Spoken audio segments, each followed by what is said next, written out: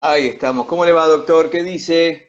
¿Qué tal? ¿Cómo estás, Ricardo? ¿Cómo anda? Buenas tardes, buenas Un noches. gusto. ¿Me escuchás bien? Perfectamente. Un gusto de saludarlo, ¿eh? Igualmente. Bueno, mientras la gente se va sumando, yo después le vamos a dejar acá en el video de la nota, que después se las enviaremos, por supuesto, también al doctor. La podrán ver en este formato de Instagram, en Facebook, en LinkedIn también, que sabemos subir las charlas, en YouTube.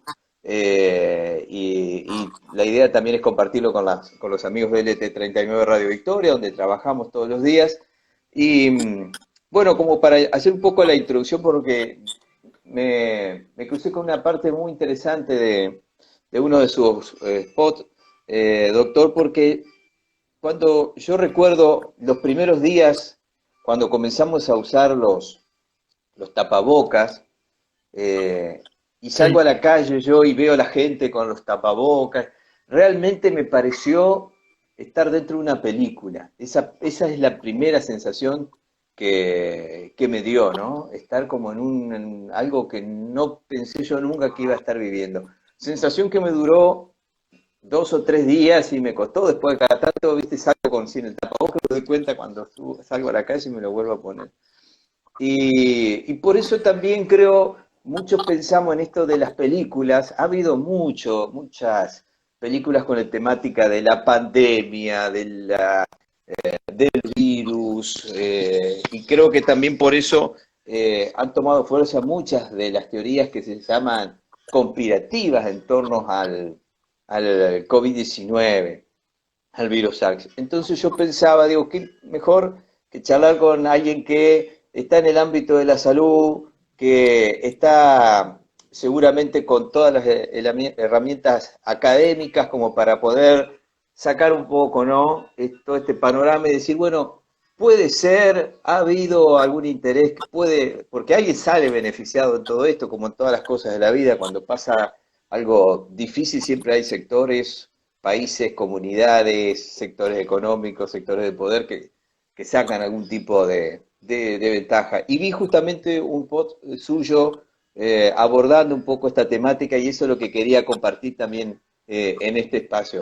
Bueno, ¿existe, usted ve que pudo haber habido algún interés desde su punto de vista, desde su punto de vista académico, que sustente la idea de alguna teoría conspirativa para que haya sido algo más que un virus que surgió naturalmente? No, yo creo que teorías conspirativas hay. Si vos buscas en YouTube, hay unos 1000 videos diferentes de diferentes teorías conspirativas. Eh, Tal cual yo ya lo he dicho previamente, la teoría conspirativa surge como un resultado de algunas personas a tener miedo, a perder control sobre lo que ellos están haciendo o promoviendo. Eh, no hay ninguna teoría conspirativa que realmente tenga ningún asidero. Lo único que se puede pensar es realmente en cuestión lógica cómo el virus salió del laboratorio de Wuhan, si lo hizo en forma accidental, eh, este, que es una gran posibilidad de un empleado. Estos laboratorios son laboratorios de alta seguridad porque trabajan con distintos tipos de virus y con armas biológicas, pero hay de estos laboratorios en todo el mundo. Ujú. Porque las armas biológicas son armas que se pueden utilizar, o sea, se podrían utilizar en guerras, ¿no? Ujú. Yo te digo una cosa, esto es lo que menos parece es un arma biológica. Un arma biológica eh, te mata en 2 o 3 horas, no te va a matar en meses, como mata el coronavirus, o Claro. matar menos del 1%. Novichok, que es un agente neurológico, que es un arma biológica que se utilizó hace un año atrás en Inglaterra, se cree que fue un ataque terrorista donde mataron a un disidente ruso y a su hija en un bar. Ujú. Con solamente tocar la madera de la tabla del bar, el paciente murió. De manera que eso es un arma biológica. Este virus es probable que sea uno de los 7, este es uno de los 7 coronavirus que se conocen ahora, había 6, este es el séptimo. Hay 4 que producen el resfrío común y hay los otros 3 son el que produce el SARS del año 2002-2003, que desapareció, el MERS, que es en el Medio Oriente, y el SARS-CoV-2, que es el que produce COVID-19. De manera que yo creo que las teorías conspirativas lo que menos hay que hacer es darle aire, darle tiempo, porque no tienen asidero científico. Desde acusar a personas, a gobiernos, o que hay un grupo de personas que quieren apoderarse del mundo. Qué sé yo, debe haber países donde luego de la cuarentena, si el origen, el objetivo de la teoría conspirativa del coronavirus es eliminar la población mundial o alguna población mundial, se están equivocando, porque yo creo que va a haber muchos más embarazos luego de la cuarentena que muertes. Entonces, ¿podríamos decir que en el universo médico se esperaba algo más o menos así en algún momento? Totalmente. Yo he trabajado en vacunas desde después de las Torres Gemelas. Siempre se esperó que podría llegar a haber un ataque bioterrorista o con agentes radioactivos.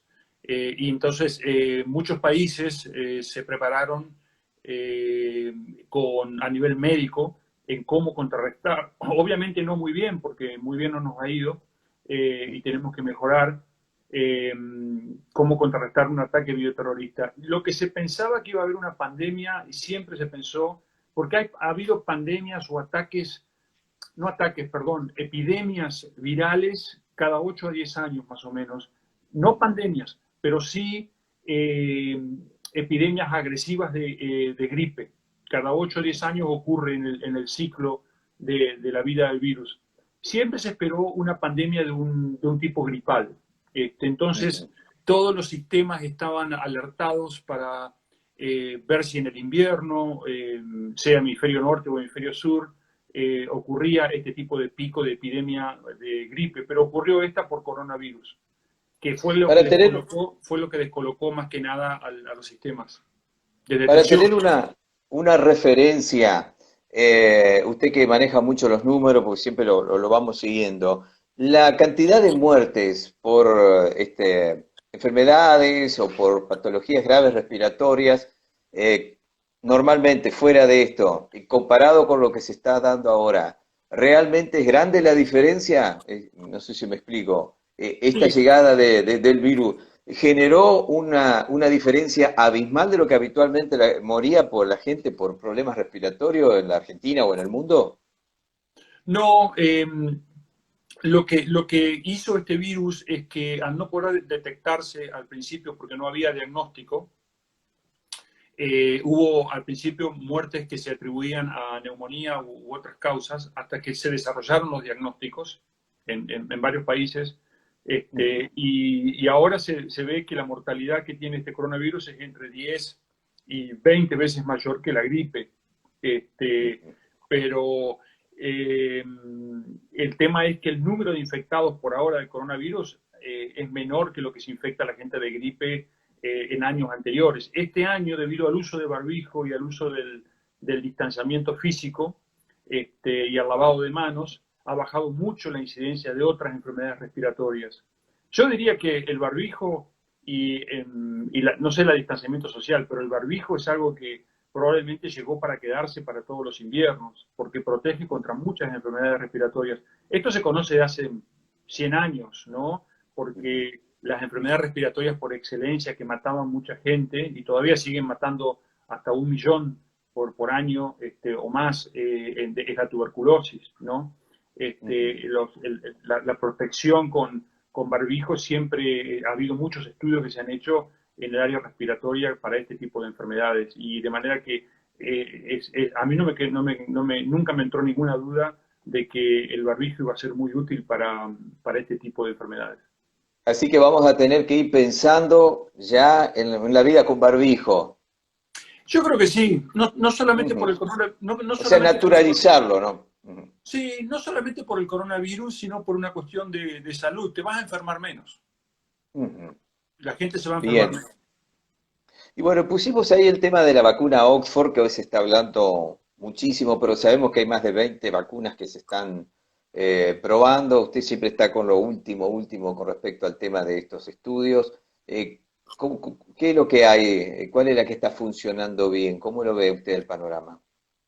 Bueno, hay, en cuanto a estudios iniciados o hipótesis, hay unos 200 candidatos más o menos, de los cuales unos 23 están más avanzados en fase humana.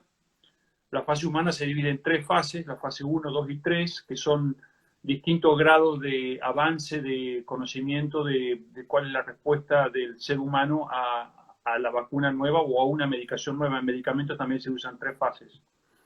En el caso de la vacuna de Oxford, es una vacuna que usa la misma plataforma que usa una vacuna china de Wuhan, del militar china.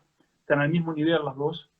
Usa una construcción de un adenovirus de chimpancé que actúa como un vector para introducir material genético del coronavirus al ser humano. O sea, cuando uno quiere introducir material genético para curar una enfermedad o para prevenir una enfermedad al ser humano, cuando uno quiere hacer terapia genética, lo que necesita es un vector. El vector es el, digamos, el ómnibus que lleva al pasajero dentro de la célula. Y la célula es como si fuera una ciudad.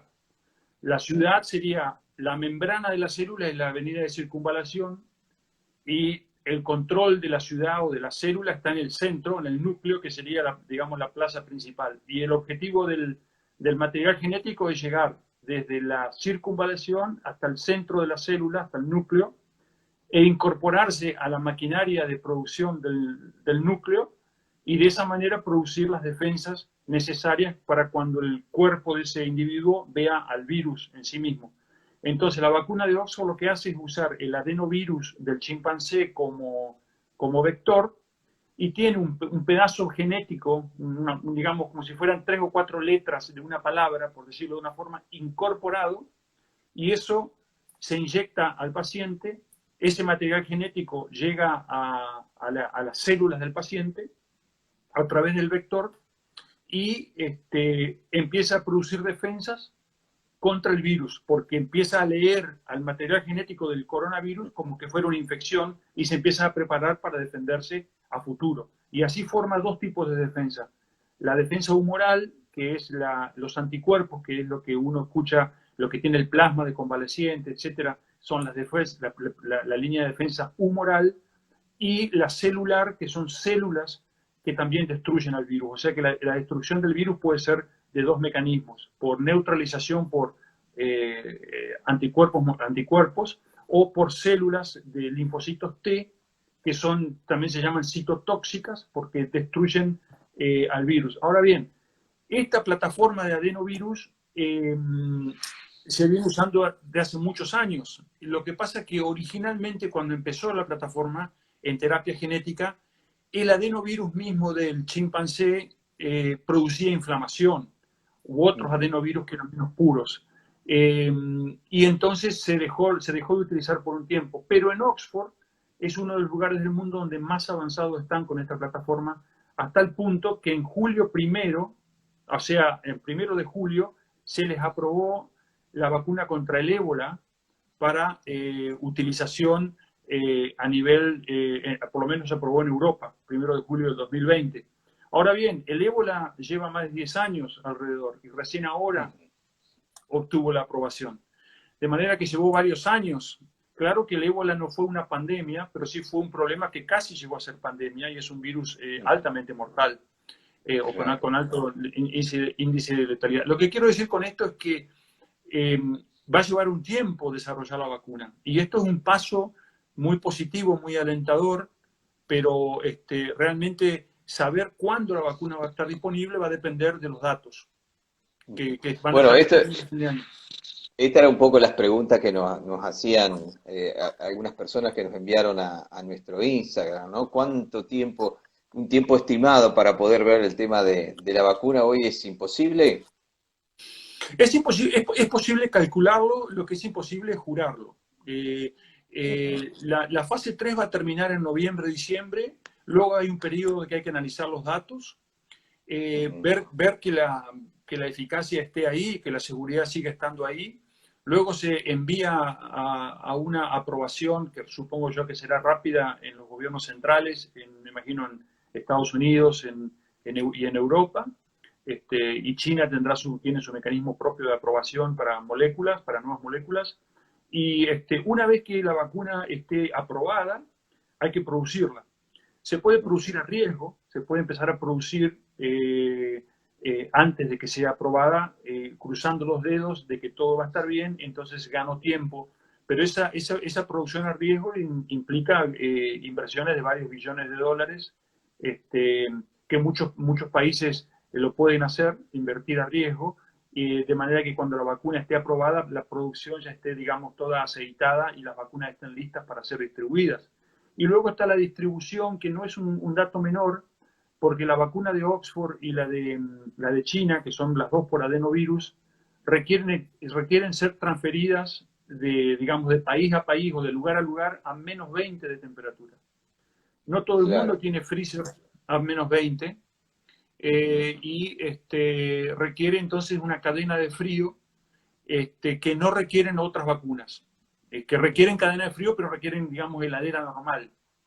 Claro, Eh, entonces va a haber que ir preparando esa estructura, ¿no? Eso claro, es el otro desafío, contrarreloj, paralelamente, mientras se está sí, yo trabajando creo sobre el otro. que los países ricos, los países centrales, ya por sí mismos han llegado a negociaciones con distintas empresas, ya compraron vacuna antes de tiempo, si se quiere. No la Ujú. pagaron todavía, solamente firmaron el contrato de que si la vacuna funciona y si las dosis están disponibles, te voy a pagar tanto dinero para que me des 100 millones de dosis o 300 millones de dosis.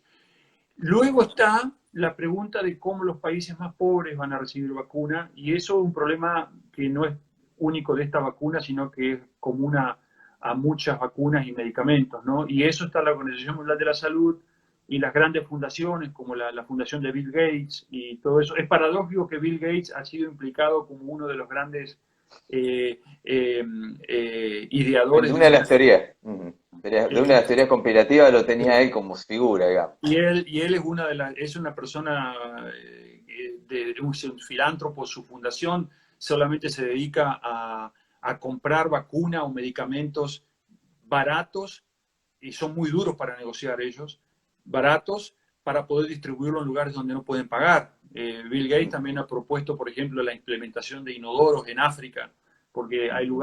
hay muchos lugares donde muchas infecciones se propagan por la falta de inodoros. Entonces, con algunas medidas muy básicas, ¿no? Y no Claro. muy caras. Yo creo que él es uno de los... y el hecho de que Bill Gates y muchos otros hayan dicho que en un futuro va a haber pandemias y que las guerras no van a ser con bombas, sino que van a ser, no guerras, sino que los problemas, digamos, Sí, van lo a ser escuché a diciendo través que de estaba, infecciones. No se es, no, atormentaba de la idea de ver que gente moría por tomar, por no tener sanitarios o por tomar agua contaminada, que morían niños por diarrea, cosa que era totalmente impensado en países como desarrollados e incluso hasta subdesarrollados. Pero no, volviendo no, al tema de la... pero para terminar con la historia esta, Sí. él ha sido una persona que dice, cualquier persona que diga que hay pobres y que mueren por falta de, no hay hospitales o porque el hospital está mal, y yo, no es un conspirador.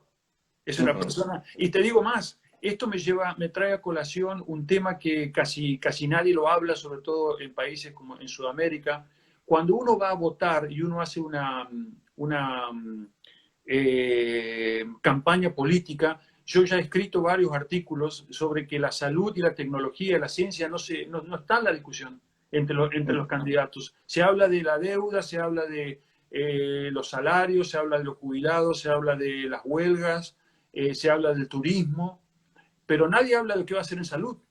Y, así, Ujú, ahora yo creo que es el momento de que los votantes reclamen a los distintos gobiernos, en todo el mundo es esto, en ujú. cuál es su plan de salud en caso de que pase algo, o qué pensamos hacer con la tuberculosis, qué pensamos hacer con el SIDA, qué pensamos hacer con el coronavirus, etcétera, etcétera. ¿Cuáles son los planes de salud? Esto tiene que estar en la mesa de discusión entre los candidatos. sin lugar a dudas. Bueno, son parte de los grandes temas que dice que no venden tanto, por eso los políticos, a veces creo que somos un poquito todos responsables, ¿no? En este ida y vuelta a veces de cómo elegimos los candidatos. A veces las urgencias nos parecen que son otras. Pero bueno, ¿cómo estamos en la Argentina? Porque ahí me preguntaba, ¿va a llegar esta en Argentina? No sé si es esta, es la Oxford o es la que están probando en Argentina, la que se va a probar, porque hoy leía que es impresionante la cantidad de gente que se ha anotado para que se empiecen a hacer las pruebas de la vacuna. La verdad que no sé bien cuántas vacunas se van a probar en Argentina. Creo que una vacuna del laboratorio Pfizer Pfizer. se ha anunciado que se va a probar. Ujú, Y como siempre digo, el hecho de que se pruebe en un país no quiere decir que automáticamente vaya a estar disponible en ese país. Eh, claro. Salvo que sea de un laboratorio nacional. Ujú, Entonces hay una especie de compromiso, de arreglo. Si un laboratorio nacional produjera una vacuna argentina, por ejemplo, con fondos de los que pagan los impuestos en Argentina y del gobierno argentino, ya de por sí de perogrullo de que la vacuna va a estar disponible. Pero si la no es vacuna el caso viene, este. si la vacuna viene del exterior, ya está, cada país va a evaluar los datos de eficacia y de seguridad para proteger la población, porque el remedio no puede ser peor que la enfermedad. Y luego está el tema del precio y el tema Ujú, de cómo se paga y cómo se distribuye, ¿no? Entonces hay, sí. y si va a haber suficientes dosis. Yo creo que los planes de vacunación contra el coronavirus van a ser muy parecidos a los de la gripe. Se van a Ujú, vacunar primero a las personas de riesgo, mayores de edad, este, y no tanto las personas sanas. ujú. Si hubiera vacunas para todos, sí, pero para eso va a llevar varios años. Es decir, que vender esto que se está probando la vacuna aquí en la Argentina es de relativa importancia, digamos. No es ni muy bueno ni Y muy yo, malo.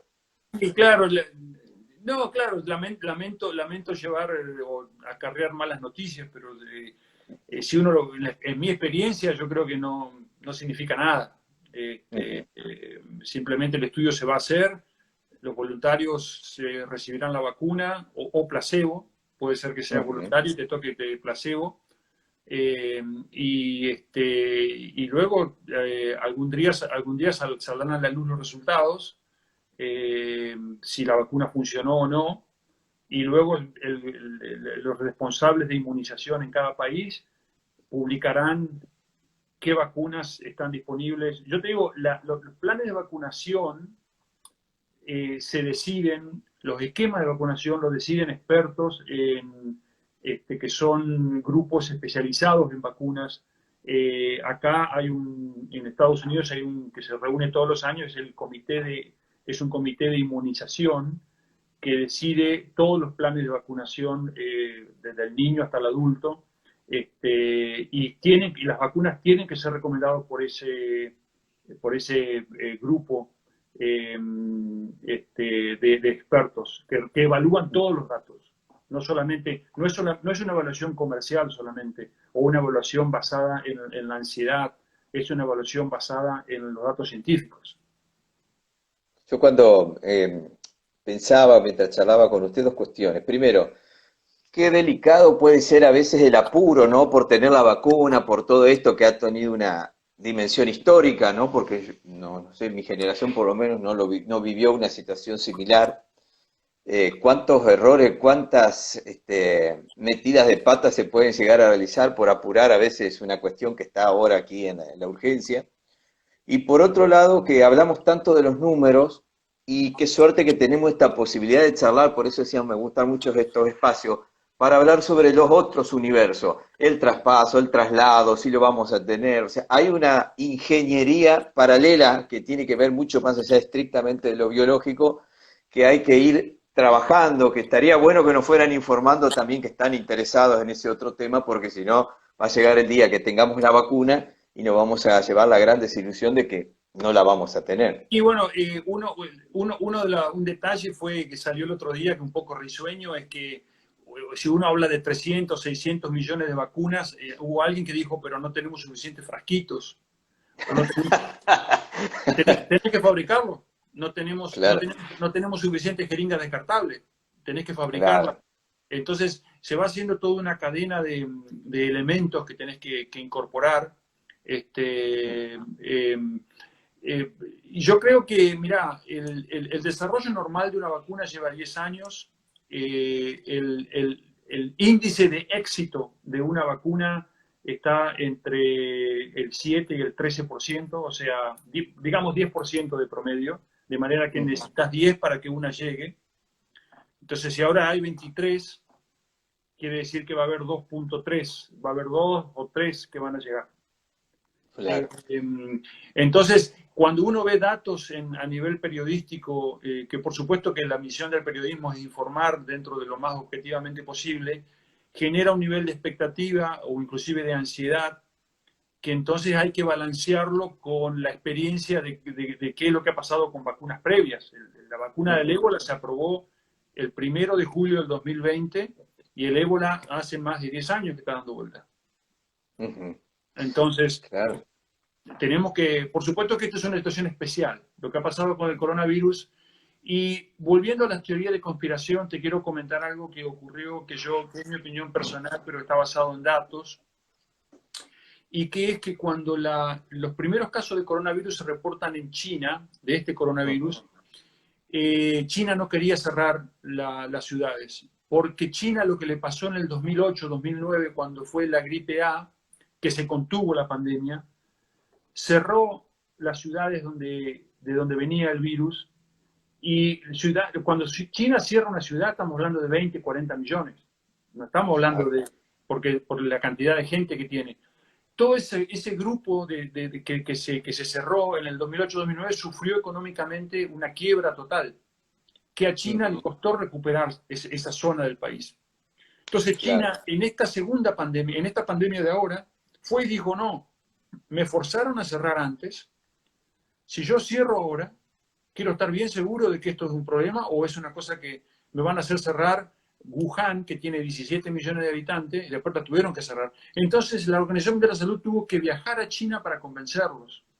Claro. Y por eso hubo una demora, un tironeo. Y yo te hago la pregunta, si dentro de 5 o 6 años, dentro de 10 años, existe otra pandemia, ¿vamos a volver a cerrar todo de vuelta?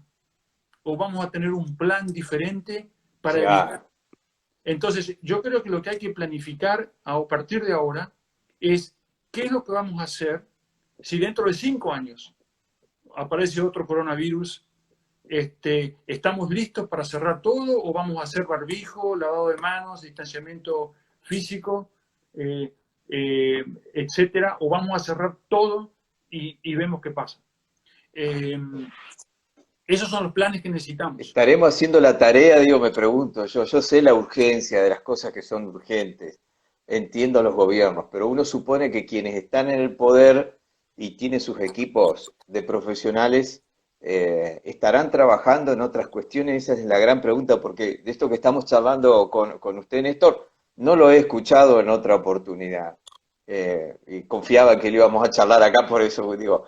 Lo que pasa es que Y a uno le da temor porque piensa realmente, ¿estaremos solamente en la emergencia? ¿Estaremos en esto que vemos en los medios más populares? ¿O habrá un sector que está trabajando en todas estas cuestiones que hoy estamos charlando? bueno, en los países centrales ya se está discutiendo en Inglaterra, yo estoy seguro que China ya tenía, al mismo Alemania, Estados Unidos, vamos a tener todos ya planes, teníamos, pero no funcionaron bien. Eh, Ujú. vamos a tener planes para cómo desarrollar diagnósticos rápidos, cómo aislar rápidamente, porque si vos llegas muy tarde al partido, te perdiste los goles. Entonces acá, Claro. si uno ya tiene un número de infecciones, el virus está circulando, en el caso de Argentina, en 40-50% en algunas zonas de la provincia de Buenos Aires, creo, ya es un volumen alto como para poder contenerlo bien. Sí, Eh, después de esto viene la mano el tema social y todo un montón de cuestiones que ya nos excede a esta charla, pero seguramente podríamos armar una charla aparte de cómo se van a ir solucionando el tema de las villas, el tema de la concentración, de lo que es el hacinamiento. Bueno, no terminaríamos más hoy si encaramos ese Lo tema. que Pero ahí pasa es hay que una... vos tenés razón, que es un tema larguísimo y casi separado de esto, pero en algún momento va a haber que encararlo, porque Claro, si no, en la próxima va a ser peor y después la próxima va a ser peor. Y no tiene nada de malo hacer una autocrítica y decir, esto fue lo que, lo que hicimos bien, esto fue lo que hicimos mal, y a futuro vamos a tener un plan. Por eso digo que en las discusiones políticas de candidatos es muy importante poder hacer preguntas y que tengan un plan de salud, que claro. no sea solamente tener salud pública con hospitales y Claro. privados. Claro. Ahí preguntaban por otro tema también muy importante, el tema de la inmunidad. ¿Qué pasa con la gente que ya tuvo coronavirus y se curó? ¿Hay algún estudio? ¿Ya se puede decir si quedan inmunizados o no? Porque había muchas dudas con respecto a eso. Bueno, podemos utilizar el ejemplo de la vacuna de Oxford, que es una infección vacunatoria, no es la natural, donde los anticuerpos duraron hasta 56 días, que fue la duración del seguimiento. Si los pacientes fueran seguidos por 90 días o más, tal vez hubieran tenido anticuerpos. Este tipo de infecciones virales producen una respuesta inmediata que dura varias semanas, inclusive la gripe, y luego llega una especie de meseta y al cabo de 3 a 4 6 meses empieza a caer. Por eso es que hay que poner algunos sistemas de vacunatorios, esquemas de vacunas, usan dos dosis. Una dosis el día 1 y otra el día 30, porque el refuerzo te produce una explosión inmunitaria, que fue el caso de la vacuna de Oxford. La vacuna de Oxford son dos dosis. La primera dosis produjo un 90% de respuesta en cuanto a anticuerpos y la segunda dosis la aumentó eso a 96%, es decir, produjo un refuerzo y probablemente extienda la duración. La infección natural de un enfermo por coronavirus no se sabe todavía. Inclusive hay datos científicos que muestran que enfermos por coronavirus se pueden curar aunque no tengan un alto grado de defensas. Y eso se debe a que probablemente la cantidad de virus que estuvieron expuestos es muy poco. El inóculo, el tamaño del inóculo es tan pequeño que los enfermó, pero el sistema es de defensa cruzada, porque los coronavirus, hay 4 coronavirus que producen resfrío común y que pueden tener un cierto grado de defensa cruzada con este coronavirus. Sobre todo en células de memoria, células T, que están esperando el resfrío y que cuando ven otro coronavirus, que digamos ven un primo, Reacciona. no tiene una respuesta total, pero sí tiene una respuesta parcial suficiente. Esto es una hipótesis, una Claro. teoría que se está estudiando, no se sabe todavía. Con respecto a hacer un poco el paralelo sobre lo que han sido las políticas a nivel mundial, qué sé yo, Estados Unidos y Brasil como que parece haber dejado que avance el virus y ahora vi que han bajado los porcentajes de muertes, vi por ahí en uno de los datos. Vi en uno de sus informes que, por ejemplo, Israel, que había tenido una muy buena respuesta, ahora está teniendo como un pico. ¿Será más allá de las políticas nivelar solo esto? Digamos, independientemente de la política que haga país, o sea, hay algunos que se encierran y otros que liberan todos, más allá de las consecuencias se nivelarán, los Yo niveles creo serán que, más o menos. yo creo que pueden pasar, independientemente de lo que el virus haga o lo que pase, hay que tomar medidas para, obviamente, disminuir el número de infectados, número de hospitalizados o internados y mantener la vida lo más normal posible para que la actividad económica y la actividad educativa y la actividad sanitaria y todas las actividades continúen lo más normal posible. Ahora bien, el virus en sí mismo puede desaparecer como desapareció el SARS de 2002-2003, que no se sabe dónde está. Este virus puede quedar en focos, como que está el ébola está en focos de África, o el MERS en focos de Medio Oriente, o este virus puede permanecer como permaneció el virus de la gripe o el virus del resfrío común. Este virus está mutando para bien, si se quiere, porque la mutación está ocurriendo, la principal mutación está ocurriendo en la proteína Spike, que es la proteína que el virus usa para penetrar la célula, y no se sabe bien por qué está mutando. Se cree que porque esa mutación le da mayor estabilidad a la proteína para infectar mejor, por eso infecta más, pero al pesar de que infecte más, es menos letal. De manera que podemos llegar a ver mayor número de infecciones y la mortalidad, por suerte, o la letalidad va a ir bajando. Esto es una hipótesis, hay varias publicaciones. Vos sabés que salen publicaciones, varias publicaciones por hora de distintas partes del mundo en coronavirus. Ha habido una explosión, hay revistas especiales que solamente publican sobre el coronavirus, revistas científicas.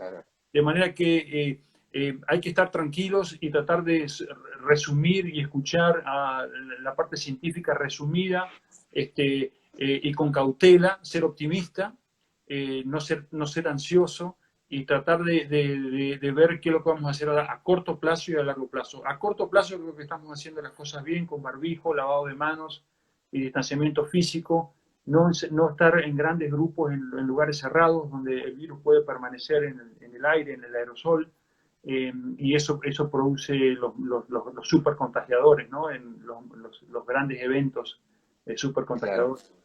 Claro. Hablando de Argentina, supercontagiadores, sí. Argentina tiene un invierno relativamente leve, con lindos mediodías soleados muchas veces, de manera que uno puede reunirse si se quiere para charlar con una distancia al aire libre. No es necesario estar encerrado por el frío, y cuando llega el momento del frío, si uno se va a distanciar, estar en grupos pequeños. Claro. Sugerencia, dice alguien, ¿qué opina usted de un regreso a clases? Bueno, ya eso ya tendría que ver un poco con la política, pero ¿cómo lo ve usted acá en la Argentina, un regreso a clases? ¿Lo ve factible? ¿Con Yo creo que precauciones? se puede llegar a utilizar los sistemas como que implementó Alemania, con días alternativos que van diferentes grupos, y ver cómo evoluciona. En muchos países también se ha regresado a las clases, y ha tenido que volver para atrás. Los niños no sufren mucho el coronavirus, pero lo pueden contagiar. Eso fue una cosa que se supo siempre. No sé quién fue el que dijo que los niños no contagiaban, pero y ahora está todo el mundo diciendo cómo puede ser que decían que no y ahora contagian. Claro, No sé se quién fue el que confundió dijo que no porque no contagiaban. adquiría mucho la enfermedad, pero sí contagia. Sí, sí, claro, son transmisores. Entonces está el tema de los maestros, el tema de la gente mayor.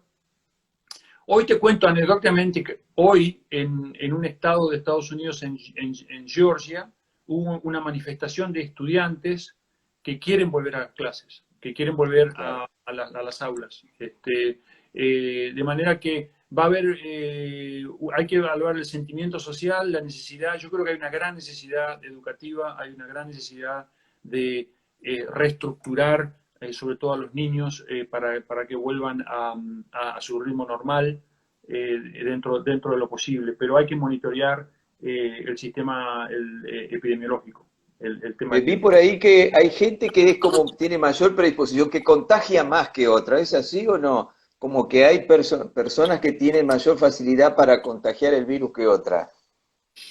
No lo he visto publicado eso. Sí se sabe que Ujú. se contagia en la primera semana de enfermedad, porque la primera semana la reproducción se hace en la tráquea, cerca de la boca y de la nariz, y la segunda Ujú. semana la reproducción del virus es más profunda en los pulmones. Entonces, durante la primera semana de enfermedad hay mayor, ciertamente una persona que está más enferma y que tiene más síntomas, como más tos, y más dolor de garganta, etcétera, tiene mayor cantidad de virus y por lo tanto produce mayor cantidad de virus. Ujú. Debe haber Bueno, personas que contagian más que otras, pero no se puede tal vez detectar. Sí se está haciendo ahora lo que se llama la carga viral. La carga viral es no solamente si tenés el virus, sino cuánto tenés de virus. Y ujú. pacientes o personas que tienen alta carga viral, teóricamente son más contagiadores que otros, y van a Claro. tener una enfermedad más grave. Los que tienen una Ujú. pequeña carga viral, si bien son positivos y están enfermos, por ahí sabemos que no tienen síntomas. Uno de nuestros seguidores allí preguntó si había alguna dieta como para ir mejorando un poco los anticuerpos, preparándonos para esta situación. ¿Hay algún alimento? Hecho, sí, se han hecho dietas en animales de laboratorio, que le dan dieta cetogénica, que es sin azúcar, Ujú. nada de carbohidratos, nada de pan, nada de postres, nada de pastas. nada de azúcar, y se vio que los animales se contagiaban menos y vivían más. En humanos no se sabe todavía, pero hay unos estudios que han empezado ahora en terapia intensiva, en pacientes graves con coronavirus, a los cuales se le da dieta cetogénica, o sea, se les restringe el azúcar.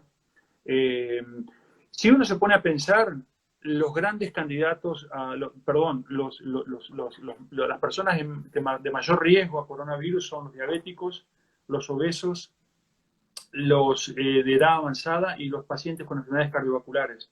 Estas cuatro condiciones son mejoradas con las dietas cetogénicas. De manera que uno podría pensar que la dieta cetogénica, sea porque tiene un efecto sobre el factor de riesgo, o sea porque tiene un efecto sobre el virus, no lo sabemos, puede ser positiva. De manera que yo el otro día comentaba que en esta época de infección, digamos, de coronavirus, sería bueno recurrir a la dieta cetogénica como un mecanismo. Hay otras formas de aumentar la inmunidad, las defensas, como es tomar zinc o vitamina D, que también se puede, la vitamina D se produce en la piel con la exposición al sol, de manera que con 10 a 15 minutos de exposición al sol uno tiene suficiente cantidad de vitamina D. Eh, y sobre todo dormir bien, evitar el estrés, evitar el alcohol en altas cantidades puede ser inmunosupresor. Eh, de manera que existen algunas, tratar de perder peso, hacer ejercicio al aire libre. Hay, digamos, consejos generales al momento, pero no hay nada estrictamente comprobado todavía. Bueno, un debate también que se da en las adyacencias, que está muy relacionado a todo lo que son los virus zoonóticos, es el tema de lo que es la industria agroalimentaria, la industria de la producción animal en gran escala. Esto es un debate que también me parece, luego que pase esta pandemia, o mientras está pasando la pandemia, me parece tendrá que tener su lugar. Creo que ahora ha podido tomar un poco más de dimensión de cara a lo que ha ocurrido con el mundo, ¿no? Sí, yo creo que sí, yo creo que el aspecto ecológico en general debe ser considerado, porque trae aparejado una serie de problemas y puede traer aparejado otras zoonosis en un futuro que habría que considerar. Hay intereses, hay otros intereses más bien políticos o económicos, pero esto debe sopesarse con el valor político a nivel de los que gobiernan, digamos, sobre el deterioro de la salud y qué es más costoso. Si, ¿dónde pierdo más? Si exporto menos E, B o C, o se me Claro, mueren más E, B o C. Entonces, porque el costo que hay para los sanatorios, los hospitales en pacientes internados ahora por coronavirus es altísimo. Mantener claro. pacientes, entonces hay un costo digamos, te socava cualquier tipo de beneficio económico que cualquier tipo de producción te puede dar. Entonces hay que mantener un Claro. equilibrio. Claro, ahora viene todo. Hoy, por ejemplo, escuchaba una discusión sobre el tema de la soja transgénica, de cómo China ahora, en este contexto, está prefiriendo ya llevar la carne de cerdo ya, que antes alimentaban allá con la soja de aquí de Argentina, que directamente se produzca el cerdo y se cría acá y se compre ya la carne de cerdo de acá, que parece un negocio en primera instancia o muy importante, muy bien vendido, pero en el fondo, en el trasfondo tal vez se esconda ciertos temores a este tipo de cuestiones, ¿no? Al surgimiento de algún tipo de enfermedades que surgen de este tipo del tratamiento de la alimentación a través de estas producciones y que es mejor tenerlo acá en la Argentina y no allá en China, por ejemplo, ¿no? Sí, es una discusión tan amplia que a mí se me escapa, yo no soy experto en eso, pero es un tema que tiene que considerar los productores, gente de salud, gente de aspecto ecológico, economistas. Es una mesa muy grande de discusión para poder llegar no digo a una solución total, pero sí tenemos que tener un plan, tenemos que tener un mapa de qué es lo que vamos a hacer a futuro a medida que vamos encontrando obstáculos como este. Bueno, entonces, como para ir cerrando esta charla, me parece, es el tiempo de los estadistas, ¿eh? De aquellos que ven más allá, de aquellos que pueden ver todo el universo de la mejor forma y más eficiente posible para que vivamos en un futuro un poquito mejor. No se puede hacer mucho, esperar mucho más. Claro, pero estadistas que atraigan y concentren distintos puntos de vista sin tomarlo personal cuando el punto de vista no es el de ellos y poder llevarlo adelante para el bien de la población. Bueno, hagamos una mirada futurista, confío, a ver cómo ve el futuro en los próximos años, cómo debe, de su mirada, por supuesto, profesional, de gente que ha trabajado con el tema de la salud, que se ha interrelacionado con tantos sectores en su vida. Seguramente cuando usted se va a dormir en algún momento se queda un ratito pensando y dice, esto es lo que vamos a encontrar dentro de algunos años. ¿Cómo ve, cómo deberíamos ir pensando en un futuro ya, no sé, de frente cara a situaciones como la que se nos presentaron ahora? Bueno, desde el punto de vista médico, lo más tangible y palpable es que va a haber una especie de destrucción de valor, un 25% a 30% de las clínicas u hospitales van a cerrar porque son especialidades que no pudieron tener actividad durante la pandemia y no pudieron mantener la cabeza arriba del agua, digamos. Después, desde el punto de vista, esto a nivel mundial, desde el punto de vista de la eh, a futuro, creo que la medicina va a ser mucho a distancia, va a haber, ya venía como, se han acelerado muchas de las cosas que veníamos planeando y que algún día iban a ocurrir. Las universidades algún día iban a dar clase por plataformas de comunicación como esta, pero no se animaban a dar el paso o decían, bueno, no sabemos el valor que tiene la interacción con el profesor, etc. Lo mismo la medicina. Más o menos un 50% de la actividad médica va a ser a distancia. Nosotros ya estamos haciendo test pulmonares, distintos tipos de tests que antes tenías que hacerlo con el paciente en tu consultorio, ya se puede hacer a distancia. De manera que eso es un gran cambio que va a ocurrir. Va a haber un cambio terrible también en la cuestión laboral. Esta es también la gran transformación, me parece, que se viene. Se Doctor cree que un, Morfino, bueno, se cree que un eh, 50% se cree que un 50% de los empleados en Estados Unidos no van a volver más a la oficina. ujú. Bueno, hablando de Por Estados ejemplo, Unidos, ¿cómo está, cómo la está pasando por allá? ¿Extraña Victoria? extrañar siempre, sí. Antes iba más seguido, antes de la pandemia iba más seguido, pero ya vamos a ver qué pasa. Y acá con mucho calor, está en pleno Ujú. verano, ahora en este momento 31, 32 grados, son casi las 8 de la noche. Ujú. Eh, y acá la actividad se ha recuperado bastante. Eh, Algunos lugares de Estados Unidos tienen picos de infección, sobre todo en el sur. Y la gran discusión es si se va a volver a las escuelas o no en septiembre, Ujú. eh, que es cuando terminan las vacaciones de verano. Y, y bueno, y el noviembre 3, noviembre 3 es la elección presidencial. Todo ahí, me Entonces, imagino. Un está todo hervidero. discutiéndose ahora de cuáles son los factores qué es lo que se ha hecho bien, lo que se ha hecho mal, para ver si este presidente lo reeligen o cambian de presidente.